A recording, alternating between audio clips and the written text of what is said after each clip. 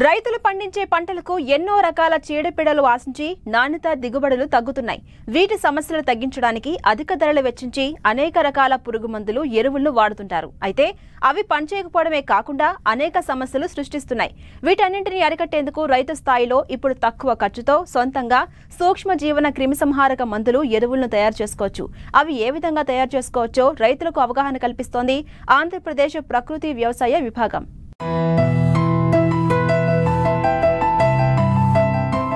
హరిత విప్లవంతో సమస్యలు ఎదుర్కొన్న తరువాత భారతదేశం ఇప్పుడు వ్యవసాయంలో మరో కొత్త విప్లవానికి తయారవుతోంది. దేశవ్యాప్తంగా అనేక మంది రైతులు, సంస్థలు ప్రత్యామ్నాయ వ్యవసాయ పద్ధతుల వైపు అడుగులు వేస్తున్నారు. రసాయనిక వ్యవసాయ పద్ధతుల్లోని నష్టాలు, పర్యావరణానికి కలుగుతున్న ముప్పు, ఆరోగ్యానికి కలుగుతున్న హానిని గుర్తించి ప్రకృతి వ్యవసాయం వైపు అడుగులు వేస్తున్నారు. దీనికి తోడు ఆహార పదార్థాల్లో ఆధునిక రసాయనాల అవశేషాల పట్ల వినియోగదారుల్లో వ్యక్తమవుతున్న వ్యతిరేకత ప్రకృతి వ్యవసాయ పద్ధతులకు ప్రాముఖ్యత కలిగిస్తోంది. అంతేకాదు, తక్కువ పెట్టుబడితో నాణ్యమైన అధిక దిగుబడులు పొందాలంటే బయోకల్చర్ను వాడాల్సిన అవసరముంది. గతంలో వీటిని ల్యాబ్లలో మాత్రమే తయారు చేసేవారు కాబట్టి రైతులకు అంతగా అందుబాటులోకి రాలేదు. ఇప్పుడు రైతు స్థాయిలోనే తయారు చేసుకోవచ్చని చేసి చూపిస్తున్నారు ఏలూరు జిల్లా నూజివీడు మండలం ప్రకృతి వ్యవసాయ విభాగం వారు. ఈ బయోకల్చర్స్ అనేవి ఒక సూక్ష్మజీవులు అండి. దీన్ని ల్యాబ్లో మాత్రమే తయారు చేయగలుగుతారు. ఈ ల్యాబ్లో తయారు చేసేటువంటి ఈ బయోకల్చర్స్ని రైతు స్థాయిలో సులభంగా తయారు చేసుకునే విధానాన్ని తీసుకొచ్చాము. బయోకల్చర్స్లో రెండు రకాలండి. రెండు రకాలంటే మనం తీసుకొచ్చిన 18 రకాల బయోకల్చర్స్లో బవేరియా, వర్టిసిలం, లకానియా, బోరాన్ ఇలా 18 రకాలనేటువంటి సూక్ష్మజీవులు ఉన్నాయి. వీటినన్నిటినీ తయారు చేసుకునే విధంలో 6 రకాలేమో బయో పెస్టిసైడ్గా ఉపయోగపడతాయి, 12 రకాలు బయో ఫెర్టిలైజర్గా ఉపయోగపడతాయి. అంటే భూమిలో ఉన్నటువంటి సారాన్ని పెంపొందించడానికి, పైన స్ప్రేయింగ్ చేసుకోవడానికి 6 రకాలు పురుగుల నివారణకు ఉపయోగపడతాయి.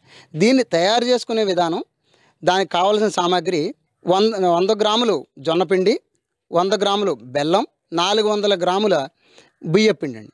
వీటిని తీసుకొని 4 లీటర్ నీళ్లు తీసుకుంటాము. 4 లీటర్ నీటిలో ఈ మొత్తం చెప్పినటువంటి కల్చర్ని కలిపి బాగా ఒక జావ మాదిరిగా తయారయ్యేలాగా బాగా ఉడికిస్తామండి. ఉడికించిన తర్వాత వాటిని దించి వాటిని ట్రేలో ట్రాన్స్పర్టేషన్ చేస్తామండి. ఆ ట్రేలో ట్రాన్స్పర్టేషన్ అయిన తర్వాత దానిలో మేము తీసుకొచ్చినటువంటి ల్యాబుల్లో తీసుకొచ్చినటువంటి బయోకల్చర్ని దానిలో వేస్తాం. ఆ ట్రేలలో వేసి దాని మీద కవర్ పెట్టి 6 రోజుల పాటు చీకటి గదిలో పెడతాం, అట్టే పెడతాం. దానివల్ల 6 రోజుల తర్వాత అది తయారవుతుంది. తయారైన వాటిని మళ్ళీ 20 లీటర్ల క్యాన్లో ట్రాన్స్ప్లాంటేషన్ చేస్తాం. అది చేసిన తర్వాత దాన్ని ఒక 4 రోజులు ఉంచేటప్పటికి పూర్తి స్థాయిలో లిక్విడ్ తయారవుతుంది. ఈ తయారైన లిక్విడ్ని 200 లీటర్ల నీటికి ఒక్కొక్క లిక్విడ్ని 2 లీటర్లు తీసుకొని 12 లీటర్లని 200 లీటర్ డ్రమ్లో వేస్తామండి.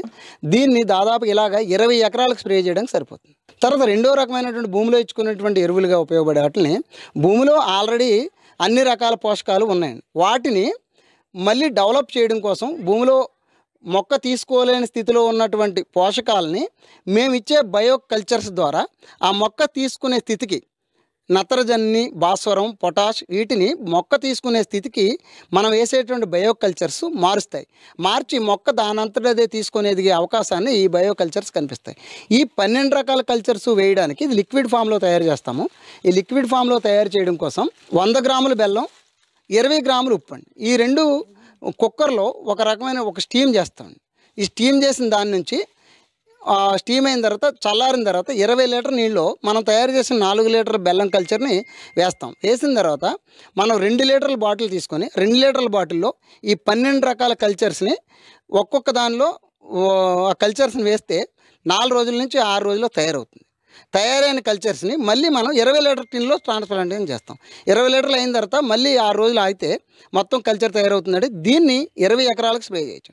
దీనికి అయ్యే ఖర్చు మనకి సుమారుగా ఎవరు తయారు చేసుకుని సరే 100 రూపాయల్లో ఖర్చు అవుతుంది. అంతకంటే ఎక్కువ ఖర్చు కాదు. ఈ తక్కువ ఖర్చులో మనం ల్యాబుల్లో ఎన్నో రూపాయలు పెడితే రానటువంటి కల్చర్ని మన రైతు స్థాయిలో 100లోకి తీసుకొచ్చామండి. తర్వాత ఒక ప్యాకెట్ సూడోమోనాస్ కొనాలంటే రైతులకు తెలుసు అందరికీ 200 రూపాయలు ఖర్చు అవుతుంది. కానీ మనకి 20 లీటర్ లిక్విడ్ 100 రూపాయల్లో తయారవుతుంది. ఇంత తక్కువ ఖర్చులో రైతుకి ఇవ్వగలిగితే ఆ రైతుని ఆ పంట అనేది చాలా తక్కువ ఖర్చులో చేయగలుగుతాం. రెండోది ఏంటంటే రైతుకి అయ్యే ఖర్చు అంతా కూడా ఎరువులు, పురుగు మందులు. వీటికే ఒక ఎకరానికి వచ్చేసి ఏ రైతుని కదిలించినా 20,000 రూపాయలు ఖర్చు చెప్తున్నాడు. ఆ 20,000 రూపాయల ఖర్చుని మనం దాదాపుగా 1000 రూపాయల లోపలకు తీసుకురాగలుగుతాం. ఇప్పుడు మనం తయారు చేసినటువంటి కల్చర్లో ఆల్రెడీ మేము ముందుగా తయారు చేసిన కల్చర్ ఉంది. 6 రకాల నుంచి తీసుకున్నటువంటి మనం కల్చర్స్ని మేము లిక్విడ్లో తీసుకొచ్చిన దాన్ని ముందుగా తయారు చేసి ఒక 2 లీటర్లు అట్టే పెట్టాము. దాన్ని ఇప్పుడు ఈ ట్యాంకులో వేసి స్ప్రే చేయడం జరిగింది. అలాగే వరిలోని అజొల్లా అని చెప్పేసి ఒక నాచు రకం మొక్క అండి ఇది. ఈ అజొల్లా ఏం చేస్తుందంటే గాలిలో ఉన్నటువంటి నత్రజన్ని వరి మొక్కకు అందిస్తుందండి. వరి మొక్కకు అందించడం ద్వారా ఈ మొక్క ఏపుగా పెరుగుతుంది. రెండోది ఈ అజొల్లా అనేది పైన పేరుకొని ఉంటుందండి. మేము వరిలో పక్షి స్థావరాలు ఏర్పాటు చేస్తామండి. లింగాకర్షక బుట్టలు, తర్వాత ఎల్లో ప్లేట్స్, ఇవన్నీ ఏం చేస్తాయంటే మనం ఎట్టి పరిస్థితుల్లో క్రిమిసంహారాలు వాడకుండా ఈ ఎల్లో ప్లేట్లు పెట్టడం వల్ల ఈ తెల్లదోమ అనేది దానికి అతుక్కుపోతుందండి. అలాగే పక్షి స్థావరాలు పెట్టడం వల్ల అక్కడికక్కడే ఆ పక్షి అక్కడే ఉంటూ ఆ పురుగులను తింటూ వేరే చోటుకి వెళ్ళి అది నిలబడుతుంది. మళ్ళీ అక్కడి నుంచి చూస్తూ వేరే పురుగు, ఇలా మన పొలంలోనే పక్షులు కలియాడుతూ మనకు పురుగు మందులు కొట్టే అవసరం లేకుండానే మొత్తం పురుగులను అవి వేరేస్తాయండి. ఇవన్నీ పద్ధతులన్నీ పాటించిన తర్వాత ఇంకా ఏమైనా ఎక్కడైనా పురుగులు కానీ తెగుళ్ళు కానీ కనిపించినట్లయితేనే మనం ఈ బయోకల్చర్స్ వాడాల్సిన అవసరం వస్తుంది. అలాగే జీవామృతం అని మనం ఈ పొలానికి జీవామృతం ఇచ్చాము. ఇప్పటికే వీటిని వాడుతున్న రైతులకు దిగుబడి భరోసానిస్తుండటంతో కొత్తగా సూక్ష్మజీవుల క్రిమి సంహారాలు, సూక్ష్మజీవుల ఎరువులను సొంతంగా తయారు చేసుకుని వాడేందుకు ముందుకొస్తున్నారు. అతి తక్కువ ధరలోనే సొంతంగా తయారు చేసుకునే వెసులుబాటు ఉండటంతో ఇక నుంచి సాగులో పెట్టుబడులు తగ్గించుకుంటామంటున్నారు.